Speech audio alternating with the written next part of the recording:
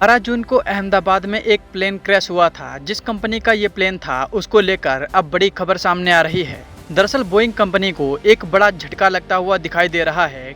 खबर शुरू करने से पहले आपको बता दें कि फेक न्यूज़ के ज़माने में सतर्क रहिए और सही और सटीक खबरों को देखने के लिए आप अपने फ़ोन में दैनिक जागरण ऐप को इंस्टॉल कीजिए। यहाँ आपको सही और सटीक खबरें मिलेंगी।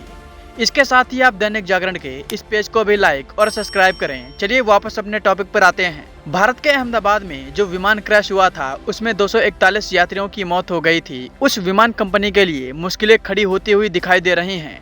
दरअसल बोइंग कंपनी के 3000 से अधिक कर्मचारी हड़ताल पर जा रहे हैं। कंपनी के लिए ये एक नया झटका है। यह निर्णय मिसौरी और इलिनॉइस में F-15 लड़ाकू जेट और अन्य सैन्य विमान बनाने वाली कंपनी के यूनियन सदस्यों द्वारा वेतन, कर्मचारी सूची और पेंशन के संबंध में कंपनी के नए प्रस्ताव के खिलाफ मतदान करने के बाद लिया गया है। बोइंग की एयर डोमिनेंस इकाई के उपाध्यक्ष डैन गिलियन ने एक बयान में कहा, हम निराश हैं कि हमारे कर्मचारियों ने 40% औसत वेतन वृद्धि वाले प्रस्ताव को अस्वीकार कर दिया। बोइंग कई समस्याओं के बाद खुद को सुधारने के लिए संघर्ष कर रही है, जिसमें सुरक्षा संबंधी मुद्दे और पिछले वर्ष यात्री विमान कर्मचारियों द्वारा 7 सप्ताह तक चली हड़ताल भी शामिल है। यूनियन के एक शीर्ष अधिकारी टॉम बोइलिंग ने एक बयान में कहा, सदस्यों ने स्पष्ट रूप से कहा है कि वे एक ऐसे अनुबंध के हकदार हैं जो उनके कौशल, समर्पण और हमारे देश की रक्षा में उनकी महत्वपूर्ण भूमिका को दर्शाता है। हम इन कामकाजी परिवारों के साथ कंधे से कंधा मिलाकर खड़े हैं क्योंकि वे काम पर निष्पक्षता और सम्मान के लिए लड़ रहे हैं।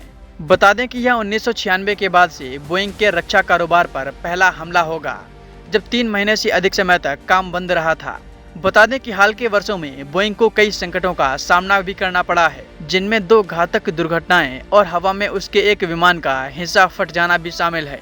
2008 में इंडोनेशिया के जकार्ता से उड़ान भरने के तुरंत बाद एक बोइंग 737 विमान दुर्घटनाग्रस्त हो गया था, जिसमें सवार सभी 189 लोगों की मौत हो गई थी। इसके बाद इथोपिया में उड़ान भरने के तुरंत बाद एक बोइंग विमान के दुर्घटनाग्रस्त होने से 157 और लोगों की मौत हो गई थी। 2024 में बोइंग 737 मैक्स के आपातकालीन निकास पर लगा एक पैनल हवा के बीच में ही टूट गया था। और हाल ही में भारत में बोइंग कंपनी का एक विमान क्रैश हो गया, जिसमें 241 लोगों की मौत हो गई।